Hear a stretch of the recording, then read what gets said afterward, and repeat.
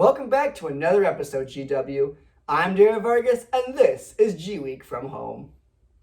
Earlier last week, GW announced the Student Association President and Vice President for the 2021-2022 school year as Brandon Hill and Kate Carpenter, respectively. Both ran as the first ever joint ticket for SA. Hill, who is the current acting president, has been filing in for Howard Brookings III after accusations of sexual assault came to light in January. He received 43.3% of the votes, beating all other contestants. Carpenter won with the majority of the vice president vote at 57% against her opponent, Sophia Packer. 3 strikes and you're out. Unfortunately for the Washington Nationals, while the rest of the country enjoyed MLB baseball game days, DC couldn't. After news broke that 3 players tested positive for COVID-19, with a 4th likely positive, General Manager Mike Rizzo decided to postpone the opening game against the New York Mets. It is not clear if the game will be rescheduled or not played altogether. Back in 2019, when the Notre Dame Cathedral went up in flames, French President Emmanuel Macron set a 5-year restoration plan to get the cathedral and the surrounding areas back to its former glory. The goal was to have the cathedral ready when the Olympics came around in 2024. However, shortly after Good Friday celebrations on April 22, 2021, Rector Derick Chauvin announced that the cathedral would need at least 15 to 20 years of restoration. Both the rector and the president have agreed that no matter how long the restoration takes, the cathedral must be restored. With COVID-19 affecting everyone's love life, this matching service could be your saving grace. GW Marriage Pact has one single goal: to help you find that one if you cannot. GW students who are interested can fill out the 50-question survey to see who they will be matched with.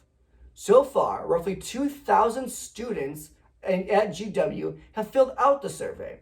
If you're interested, head to GW Marriage Pact on Instagram. Spring is in the air in DC.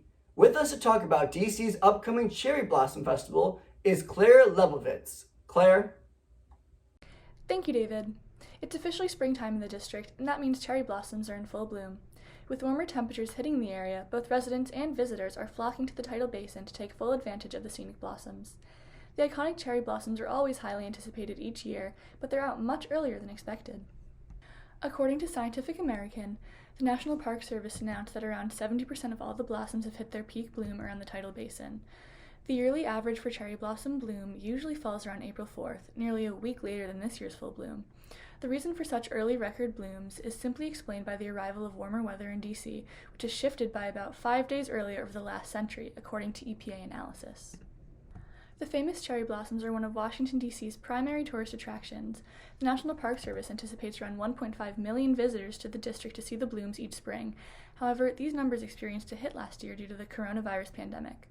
With the cancellation of the National Cherry Blossom Festival parade in both 2020 and 2021, people are enjoying the cherry blossoms in any way they can. Despite the excitement around the arrival of the cherry blossoms, D.C. officials warn residents that the National Park Service is considering restricting access to the tidal basin and potentially entirely closing the area if it gets too crowded. The NPS shut down Ohio Drive and vehicle access to West Potomac Park, East Potomac Park, and East Basin Drive. The NPS has also stated that bikers, scooterers, and pedestrians will have access to these areas until peak bloom. Officials are concerned about the lack of social distancing as crowds grow larger. If you do make it out to the tidal basin, remember to wear a mask and maintain 6 feet of distance. Stay safe and enjoy the cherry blossoms, GW. For GWeek, I'm Claire Leibowitz. Thanks, Claire. Nearly 11 months after his death, George Floyd's murder trial started early last week. Former Minneapolis police officer Derick Chauvin is on trial for kneeling on Floyd's neck for roughly 9 minutes. At the time of this recording, a handful of officers have testified, one being David Pledger, a sergeant who reviewed the force complaint. Pledger stated, quote, "When Mr. Floyd was no longer offering up any resistance to the officers, they could have ended their restraint," end quote.